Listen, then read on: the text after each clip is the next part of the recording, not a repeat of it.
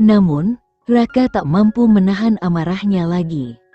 Ia membanting meja dengan keras, membuat Jenny terbangun dari tidurnya.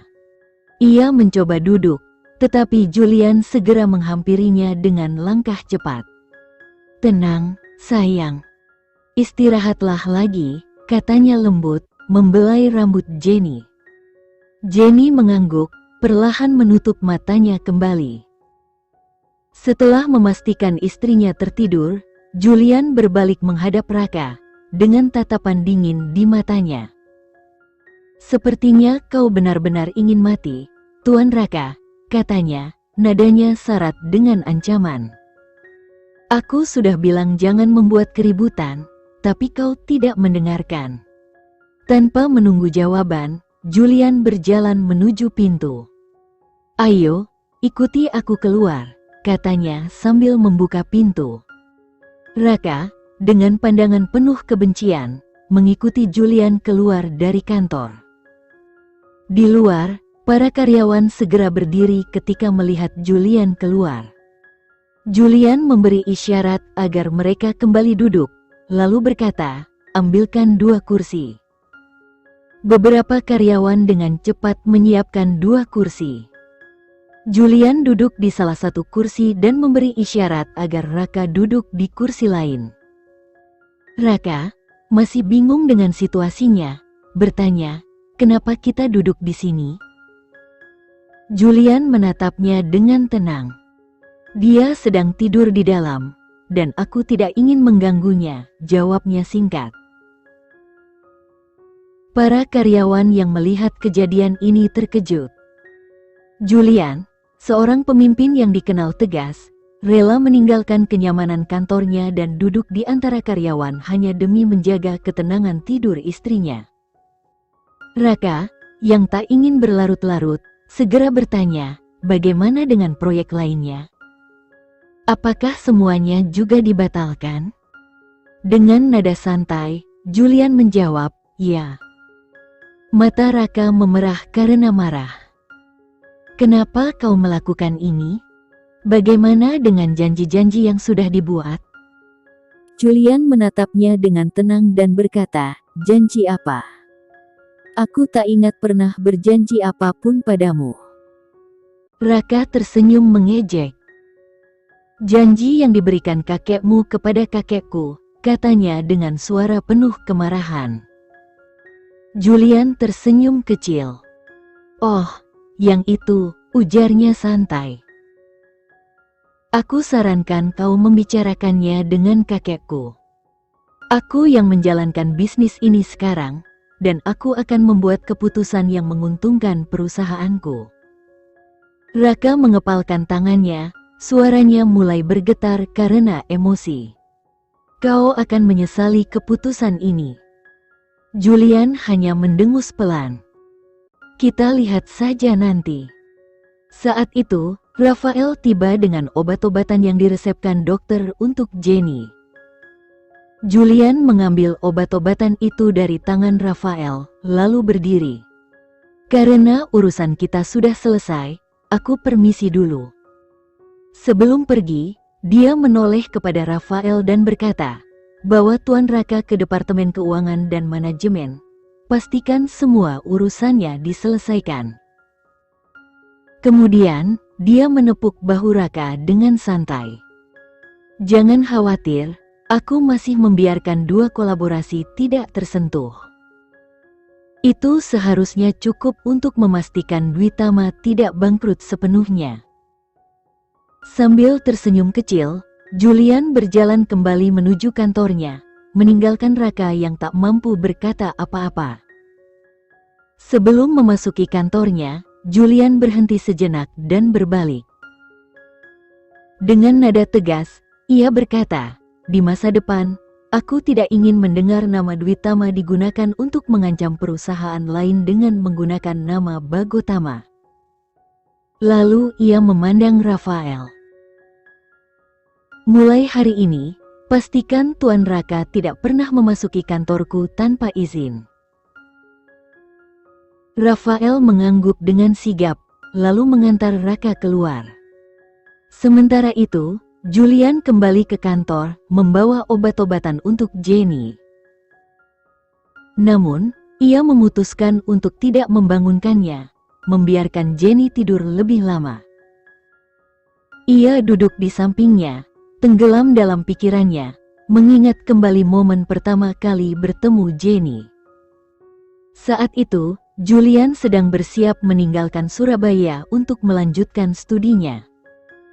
Dengan berat hati, ia menaiki pesawat menuju tujuan barunya. Sambil menunggu pesawat lepas landas, matanya tertuju pada seorang gadis muda yang cantik memasuki kelas bisnis. Gadis itu begitu memikat, dan Julian tak bisa mengalihkan pandangannya. Sepanjang penerbangan, Julian berulang kali melirik ke arah gadis tersebut, terpesona oleh kecantikannya. Namun, begitu pesawat mendarat, gadis itu menghilang begitu saja di tengah kerumunan. Julian berusaha mencarinya, tetapi usahanya sia-sia. Ia akhirnya menaiki mobilnya dengan perasaan kecewa. Hari-hari berlalu, dan Julian mulai menetap di kampus barunya. Kehidupan di kampus tersebut sangat istimewa bagi mereka yang berasal dari keluarga berpengaruh. Julian diberi fasilitas VIP, termasuk kamar khusus dan makanan yang dipersiapkan terpisah. Segera tiba hari pesta kampus, di mana semua mahasiswa diwajibkan hadir, tak peduli apakah mereka berpartisipasi atau tidak. Julian tidak pernah menyukai acara-acara semacam itu. Ia memilih duduk sendirian di pojok. Tiba-tiba, sebuah tangan menepuk bahunya. "Yo, bro. Kenapa sendirian di sini?" sahut Bima Arkatama, sahabat masa kecilnya. Bima adalah pewaris keluarga Arkatama, dan meskipun nilai akademiknya biasa saja, ia berhasil masuk ke perguruan tinggi ini berkat pengaruh keluarganya. Julian menepis tangan Bima tanpa banyak bicara. "Lihat dirimu. Banyak gadis cantik di sini yang ingin berbicara denganmu, tapi kau malah duduk di sini seperti orang tua," keluh Bima. "Aku tidak tertarik," jawab Julian singkat, cukup untuk membuat Bima bungkam. Namun, saat mereka sedang berbincang, mata Julian tertuju pada seseorang di tengah kerumunan. Gadis cantik misterius dari pesawat itu. Sambil menunjuk ke arahnya, Julian bertanya, "Kau tahu siapa gadis itu? Dari departemen mana dia?" Bima, terkejut melihat Julian tertarik pada seorang gadis, tertawa kecil. "Julian, kau baik-baik saja?" Julian memandangnya dengan tatapan dingin, dan Bima segera menyerah. Oke, tunggu sebentar, aku akan cari tahu." Setelah beberapa menit, Bima kembali dan berkata, dia dari Departemen Arsitektur, namanya Jenny. Ketukan keras di pintu membuat Julian kembali ke kenyataan. Resepsionis masuk dan berkata, "Tuan, Nyonya Wulan sudah menelepon 2 kali, meminta Anda untuk segera menerima panggilannya." Julian menghela napas. Ia tahu pasti ibunya telah mendengar tentang apa yang terjadi di kantornya. Kabar buruk menyebar cepat, terutama ke telinga ibunya. Julian memberi isyarat kepada resepsionis untuk pergi, lalu ia mengambil teleponnya dan menelepon ibunya. Begitu panggilan tersambung, suara Ibu Wulan terdengar di seberang. "Bagaimana keadaan Jenny?" tanyanya penuh kekhawatiran. Julian menoleh ke arah Jenny yang masih terlelap. "Dia baik-baik saja," jawabnya lembut. Ibu Wulan menghela napas lega. "Syukurlah. Aku sudah sangat khawatir.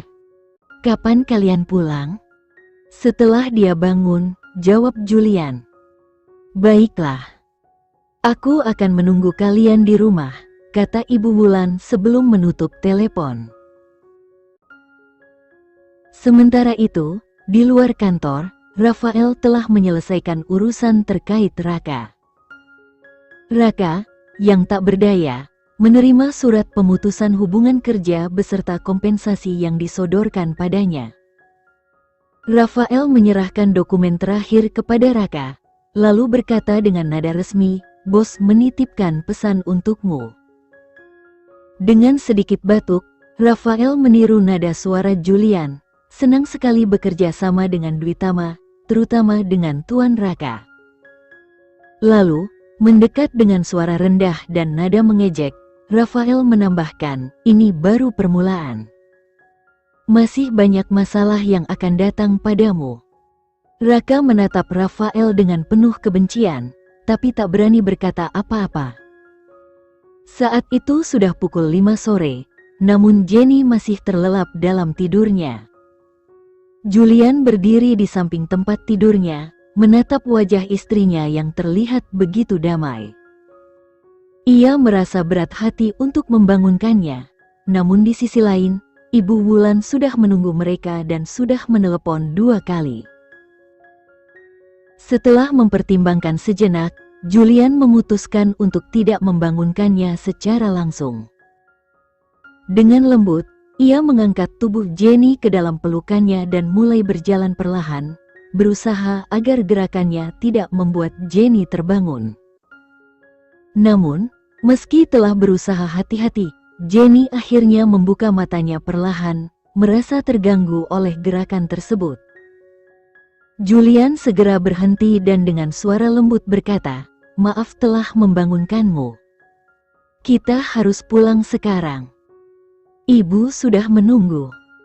Jenny, yang masih setengah sadar, mengangguk pelan. Dengan suara lemah, dia berkata, "Aku bisa berjalan sendiri, jangan khawatir." Julian menggeleng pelan, lalu dengan nada lembut namun tegas berkata, "Tidak, kamu tidak bisa berjalan sendiri. Punggungmu masih terluka." Jenny tersipu, merasa malu. "Tapi, kamu tidak bisa menggendongku seperti ini. Di luar ada begitu banyak orang," ujarnya dengan nada ragu, "khawatir orang-orang akan melihat." Julian terkekeh, senyumnya menghiasi wajahnya yang tampan.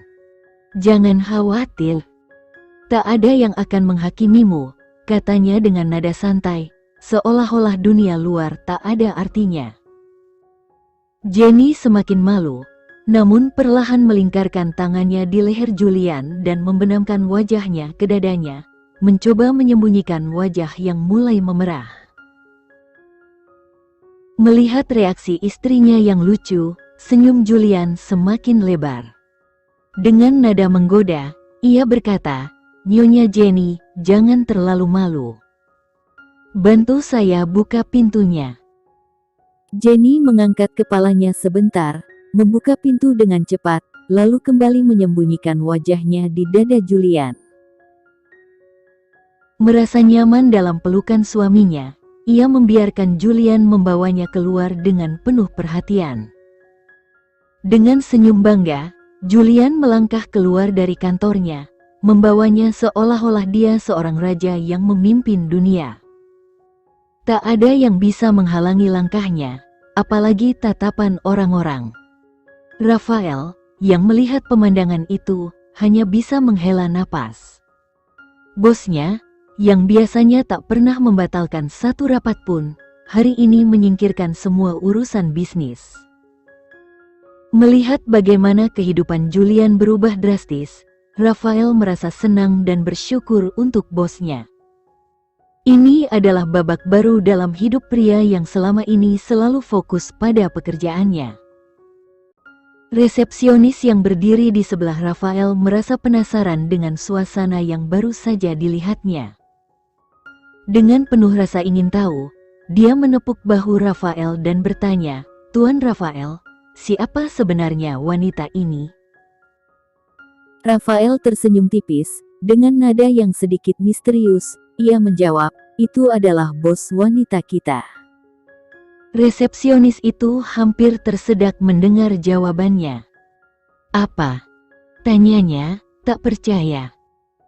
Sambil merapikan jasnya dengan santai, Rafael menambahkan, "Ya, anggap saja dirimu beruntung karena hari ini kamu tidak berurusan dengan Thalia. Kalau tidak, mungkin nasibmu takkan sebaik ini." Sementara itu, ketika Julian dan Jenny tiba di rumah, Ibu Wulan sudah menunggu mereka di ruang tamu dengan senyum hangat di wajahnya. Melihat putranya menggendong Jenny dengan penuh perhatian, Ibu Wulan tersenyum lebar dan menyambut mereka dengan lembut, bawa dia ke atas. "Aku akan menyiapkan sesuatu untuknya." Tanpa sepatah kata pun, Julian mengangguk dan mengikuti saran ibunya, membawa Jenny ke kamar mereka. Di dalam kamar tidur, Julian dengan hati-hati menurunkan Jenny ke tempat tidur, memastikan dia nyaman sebelum menutupinya dengan selimut. Ia duduk di tepi tempat tidur, menatap istrinya yang masih tampak sedikit lelah. "Istirahatlah sebentar. Aku akan kembali setelah menyelesaikan beberapa pekerjaan," katanya dengan suara lembut. Jenny menggeleng pelan, "Aku sudah tidur sejak sore. Kamu juga sebaiknya beristirahat sebentar. Kamu bisa pergi setelah beristirahat." Julian tersenyum, penuh kasih. "Aku harus menyelesaikan sesuatu yang penting. Aku janji akan beristirahat malam ini," katanya sambil bersiap meninggalkan kamar. Namun sebelum ia sempat pergi, Ibu Wulan masuk membawa semangkuk bubur dan sayuran segar. Matanya tajam, mengamati putranya. "Jadi, kamu akan pergi?" tanyanya, suaranya sedikit menantang. Julian mengangguk, memberi isyarat bahwa dia benar-benar harus pergi. Dengan mata menyipit, Ibu Wulan berkata dengan nada penuh makna, "Kuharap kamu tahu apa yang harus kamu lakukan. Jika tidak, beritahu aku akan melakukannya untukmu." Julian tersenyum penuh keyakinan. "Aku tahu persis apa yang harus dilakukan, Bu.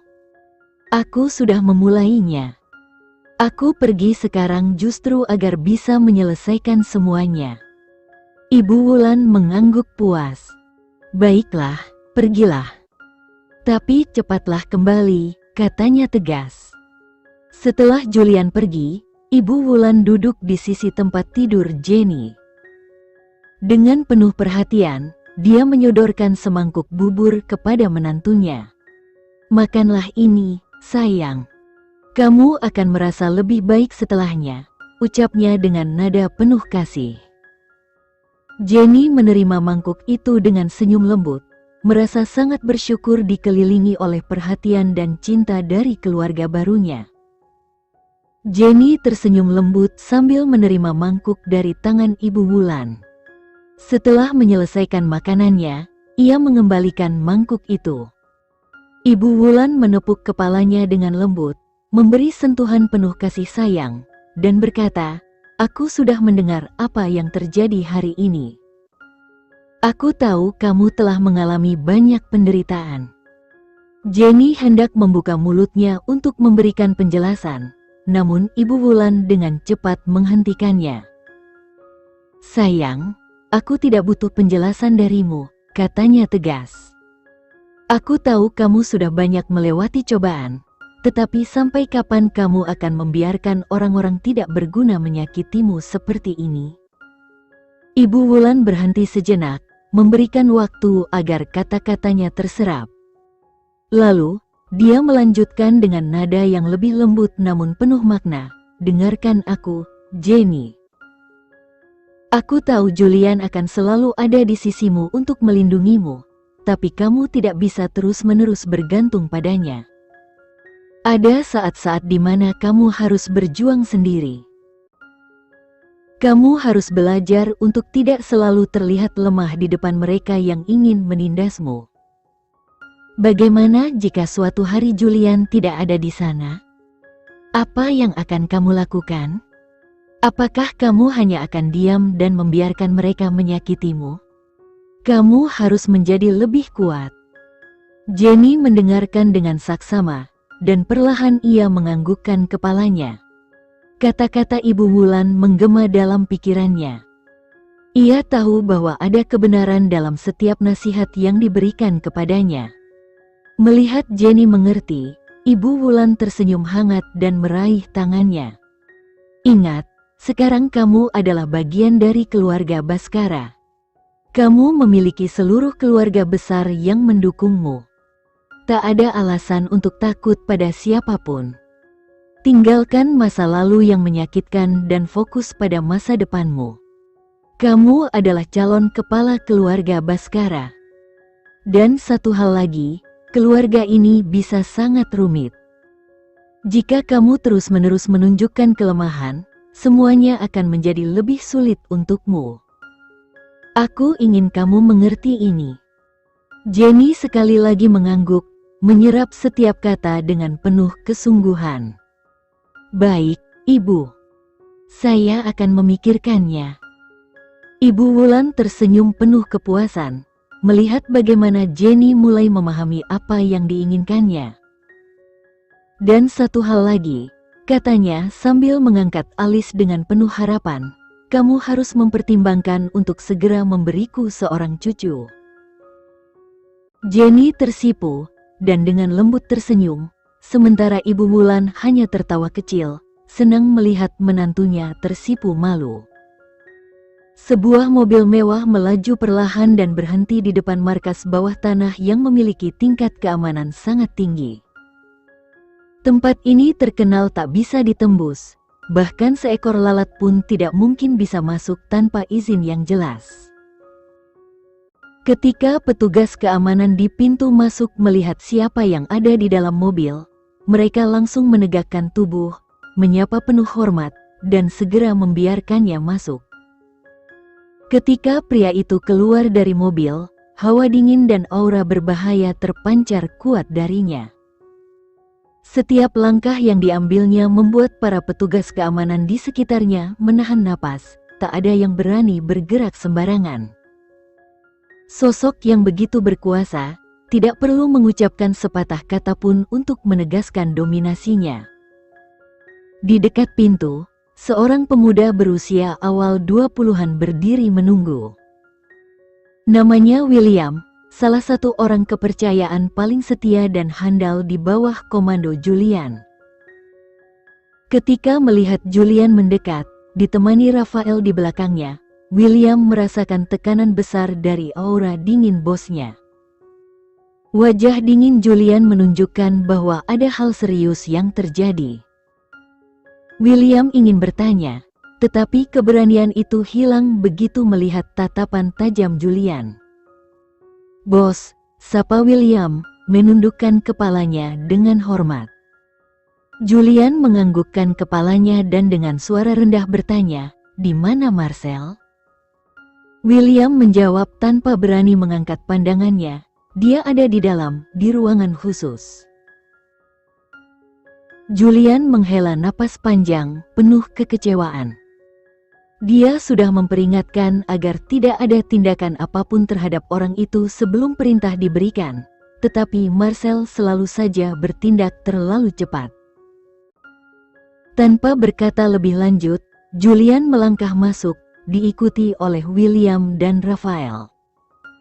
Saat mereka memasuki ruangan, para penjaga langsung berdiri tegak dan menyapa Julian dengan hormat. William dengan cekatan membuka pintu ruangan khusus yang hanya bisa diakses oleh sedikit orang. Begitu mereka masuk, pemandangan yang mereka lihat membuat ekspresi Julian semakin menggelap. Di hadapan mereka, Marcel sedang sibuk dengan tugasnya. Orang yang seharusnya disimpan dalam kondisi utuh kini tergeletak pingsan, jelas sudah mengalami perlakuan keras. Dengan nada suara berat dan dingin, Julian memanggil Marcel. Marcel langsung berbalik, mendengar suara bosnya. Dengan nada santai namun penuh hormat, dia menyapa, "Bos." Julian memasukkan tangannya ke dalam saku jasnya dan dengan nada menahan amarah, dia berkata, "Apa yang sudah kukatakan padamu? Jangan lakukan apapun padanya." Marcel menunduk sedikit, menunjukkan bahwa dia sadar telah bertindak terlalu jauh. Namun, ia tak bisa menyembunyikan ketidaksabarannya. Maaf, bos. Dia terlalu membuatku gatal untuk tidak bertindak, katanya dengan nada yang setengah bercanda, namun jelas bahwa ia mencoba meredakan ketegangan. Julian menatapnya tajam. Ini bukan tentangmu, ini tentang perintah. Kau seharusnya tahu kapan saatnya bertindak dan kapan harus menunggu. Jangan biarkan emosi merusak rencanaku. Seketika suasana dalam ruangan menjadi lebih tegang. Marcel tahu, ketika Julian berbicara dengan nada seperti itu, berarti dia sudah di ujung kesabarannya. Marcel menggeleng pelan, seolah-olah tak mengerti kesalahannya, lalu berkata, "Tapi saya benar-benar tidak melakukan apapun, bos. Saya hanya bosan, jadi saya mulai melukainya." Tapi dia begitu rapuh. Baru saja sampai yang kelima, dia sudah pingsan.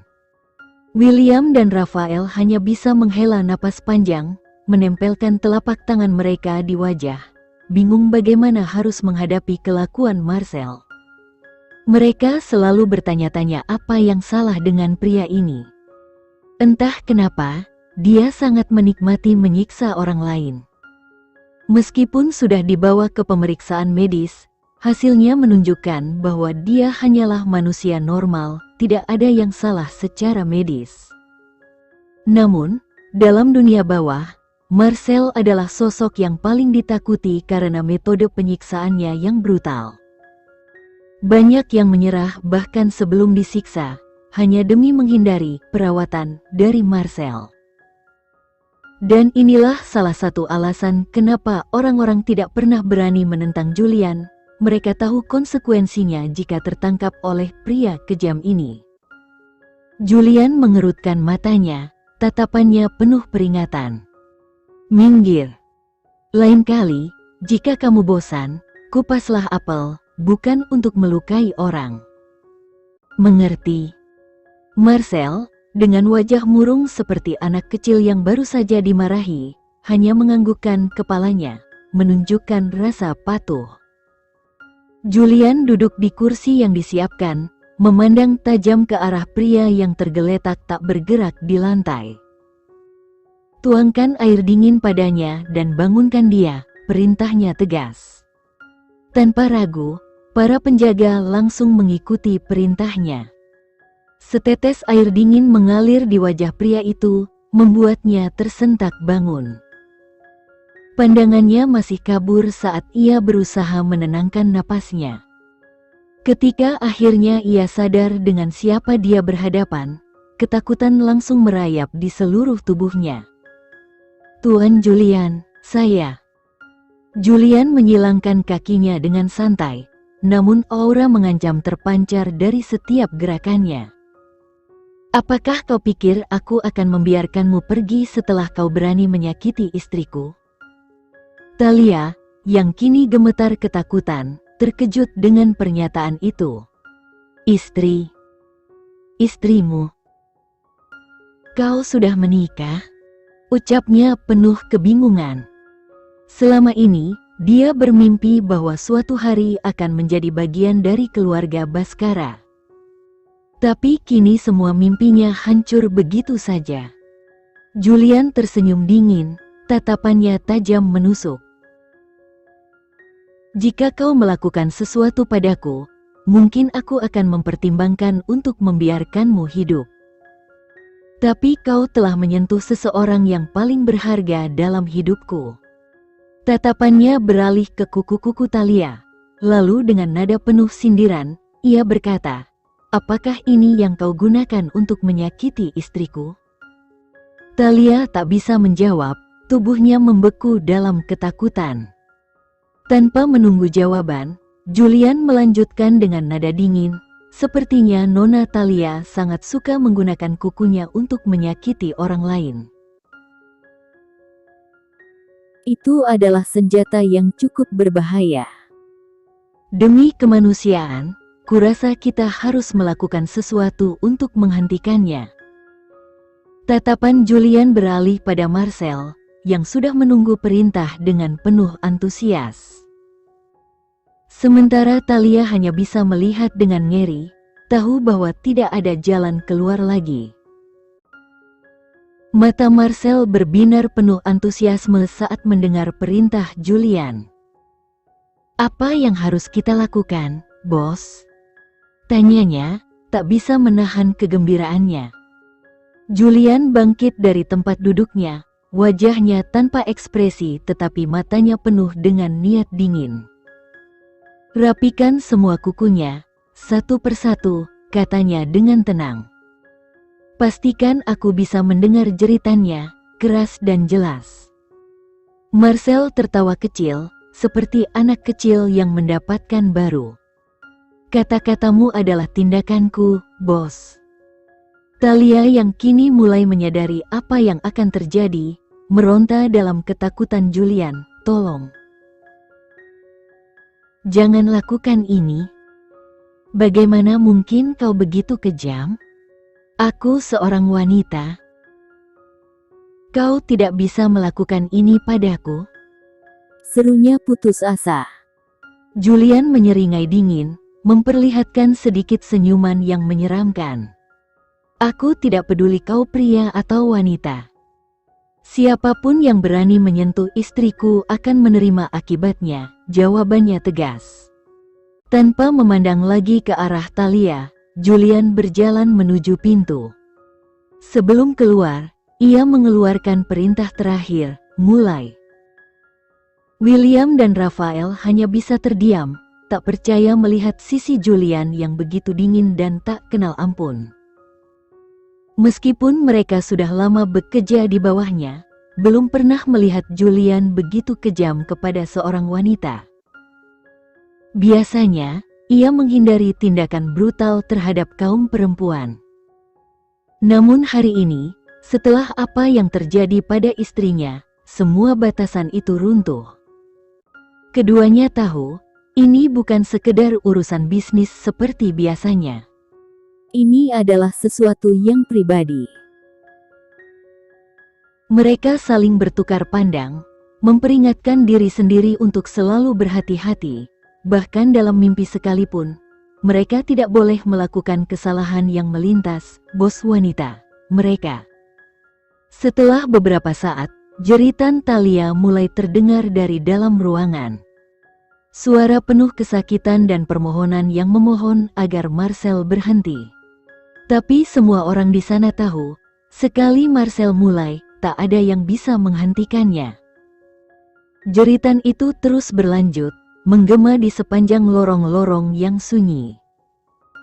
Di luar ruangan, Julian dengan tenang mengancingkan jasnya, seolah-olah tidak terjadi apa-apa di balik pintu itu. Dengan nada datar, dia berkata, "Beri dia sesuatu untuk dimakan. Pastikan dia tetap hidup, tapi jangan biarkan dia pergi." William, yang berdiri di sampingnya, mengangguk hormat. "Bos, geng Galaksi sudah memasuki daerah Surabaya. Mereka sudah membunuh 2 orang kita. Sepertinya target mereka kali ini adalah kamu." Julian hanya tertawa kecil, tampak tak terpengaruh oleh berita itu. "Biarkan mereka bergerak bebas untuk sementara waktu. Jangan ganggu rencana mereka. Tapi peringatkan orang-orang kita, pastikan semua tetap waspada," katanya dengan tenang. "Bagaimana dengan keberadaan mereka?" William menggelengkan kepalanya, wajahnya sedikit tegang.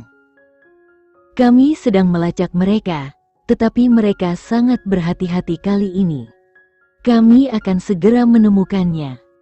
Julian tetap tenang, tidak menunjukkan emosi apapun. "Lacak mereka secepatnya.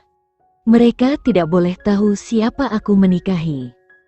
Pastikan itu dijaga dengan ketat." William mengangguk tegas, menyadari betapa pentingnya informasi itu. Jika orang-orang dari dunia bawah mengetahui siapa istri Julian, mereka akan menggunakan informasi itu untuk menyerang kelemahan bosnya. William tahu betul bahwa Jenny adalah satu-satunya titik lemah Julian. Meski pria itu dikenal kuat dan tak kenal ampun, dalam hal Jenny, dia tidak akan segan-segan menghancurkan siapapun yang berani menyentuhnya. Dengan pemahaman yang mendalam dengan situasi, William berkata, "Saya akan memastikan keamanan bos wanita terjaga dengan ketat. Tak akan ada yang bisa mendekati atau mengetahui identitasnya." Julian menatap William sejenak sebelum menganggukkan kepala, puas dengan jawaban yang diberikan. Bagus, katanya singkat, lalu melangkah keluar dengan percaya diri, sementara jeritan Thalia terus berlanjut. William dan Raphael tahu, ini hanya permulaan. Masih banyak badau yang menunggu, dan mereka harus selalu siap melindungi bos mereka, terutama wanita yang kini menjadi pusat kehidupan Julian. Di dalam rumah kosong yang terletak di daerah Surabaya, seorang pria parubaya dengan wajah yang terlihat penuh pengalaman duduk di atas sofa tua yang usang, menikmati secangkir teh hangat. Kesunyian yang menyelimuti rumah itu terpecah ketika salah satu bawahannya masuk dengan langkah hati-hati. "Bos," sapanya dengan nada hormat. Pria tua itu menurunkan cangkir tehnya ke meja di depannya, menatap bawahannya dengan penuh harapan. "Ini sebaiknya menjadi sesuatu yang produktif," katanya dengan nada datar, menunjukkan bahwa dia tidak punya waktu untuk hal-hal sepele. Bawahan itu menundukkan kepala dan berbicara dengan nada serius, "Ini tentang Julian." Seketika, mata lelaki tua itu berbinar. Nama Julian adalah sesuatu yang selalu memancing perhatiannya. Julian, yang selama ini dikenal dengan kekejamannya dan kekuatannya di dunia bawah, adalah rival yang tidak pernah bisa dia kalahkan. Sekian dulu ya video kali ini, kita lanjutkan lagi videonya di lain waktu. Oh iya, bagaimana menurut kalian? Semoga bisa sedikit menghibur kalian semua. Untuk teman-teman yang baru nonton, jangan lupa subscribe ya, hehehe. Dan kalau teman-teman ada yang ingin gabung langganan, bisa langsung gabung saja untuk dapat fitur yang menarik dan sedikit membantu Mimin. Terima kasih banyak sudah menonton, sampai jumpa lagi, bye.